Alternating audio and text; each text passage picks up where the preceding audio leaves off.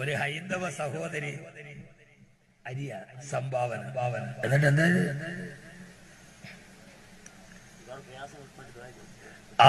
ഒരുപാട് പ്രയാസങ്ങൾക്ക് വേണ്ടി ദുആ ചെയ്യാൻ. ഓ കൗസല്യ സുപ്രജ പാടാനാണ് എന്നോടല്ലേ. ഞാൻ വടകരയിൽ ഒരു വാത് പറഞ്ഞപ്പോ വെറുതെ എന്റെ വീട് ഇടുക്കി ജില്ലയിലെ കാഞ്ഞാറാണ്. അവിടെ ക്രിസ്ത്യൻ ഹിന്ദു എല്ലാവരും വളരെ മനോഹരമായ നാട്. അതീ പറഞ്ഞ പേര് തെറ്റ വാസന്തി ചേച്ചിയുടെ വീട് എന്റെ വീട് അടുത്തടുത്ത ഇവിടെ ഉണ്ടല്ലേ. അപ്പൊ അന്ന് ഞാൻ വെറുതെ ഞങ്ങളുടെ വീട്ടില് കാഞ്ഞാറ് മസ്ജിദ് നൂറിന്ന് സുബൈ ബാങ്ക് കേട്ട ഉടനെ അപ്പുറത്ത് മങ്കൊങ്ക് ഭാവിന്ന് സുപ്രഭാതം കേട്ടു. അങ്ങനെ കേട്ട് കേട്ട് പഠിച്ചതാണ്. അപ്പൊ ഇവിടുത്തെ ഒരു ഹൈന്ദവ സഹോദരി അതൊന്നുകൂടി പാടണമെന്നാണ്. കൗസല്യ സുപ്രജ രാമപൂർവ സന്ധ്യാ പ്രവർത്തതേ ഉത്തിഷ്ഠ നരശാതുലം കർത്തവ്യം ദൈവമാന്തിതം ഉത്തിഷ്ഠോദിഷ്ട ഗോവിന്ദ ഉത്തിഷ്ഠ ഗരുഡധ്വജ ഉത്തിഷ്ഠ കമലാകാന്ത പ്രൈലോഹ്യം മംഗളം ഗുരു കമലാകുജ തിന്ദിന കുങ്കുമതോ നിയതാതുല താതുല നീലധനോ. അങ്ങനെ കുറെ ഉണ്ടത്.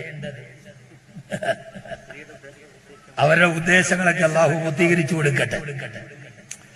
അവര് വലിയ ഭക്തിയുള്ളവരാ. നമ്മള് സന്ധ്യാസമയത്ത് യാസീൻ ഓതുമ്പോ ഞങ്ങളുടെ അപ്പുറത്തുള്ള വാസന്തി ചേച്ചിയുടെ അമ്മ അപ്പുറത്തിരുന്നിട്ട് സന്ധ്യാനാമം ജപിക്കും. രാമ രാമ രാമ രാമ രാമ രാമ ഭാഗിമ രാമപാദം ചേരണേ മുകുന്ദ രാമ ഭാഗിമ കഷ്ടി മുഷ്ടി നായക പുരുന്ദരാതി സേവിത കട്ടവാരി ജയ മുകുന്ദ രാമ ഭാഗിമ കട്ടതകൾ നീക്കി നീ അനുഗ്രഹിക്ക സാദര കഷ്ടവാരി ജയ മുകുന്ദ രാമ ഭാഗിമ.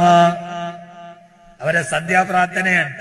നമ്മൾ ആ സമയത്ത് നമ്മുടെ പെണ്ണുങ്ങൾ ആ സമയത്ത് മഗ്‌രിബാകുമ്പോ തുടങ്ങും. കൽബിന്റെ തീരത്ത് നീയത്ത് കൽബിന്റെ ചാരത്ത് നീയത്ത് നേരത്ത്.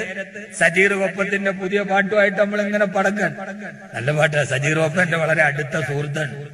ആ പാട്ട് റിലീസായ ഉടനെ എന്നെ വിളിച്ചു, സാറിന്റെ പാട്ട് ഞങ്ങൾ വളരെ അടുത്ത സുഹൃത്തുക്കളും കൂടിയാട്ടോ.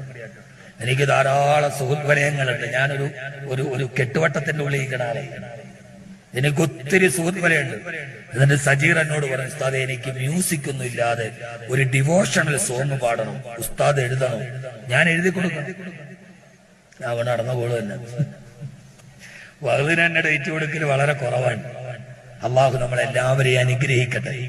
ഈ കൗസല്യ സുപ്രജ എന്നുള്ളത് 5 മില്യൺ ആളുകളാണ് ഇൻസ്റ്റാഗ്രാമിൽ കണ്ടത്. 50 ലക്ഷത്തോളം ആളുകളായി.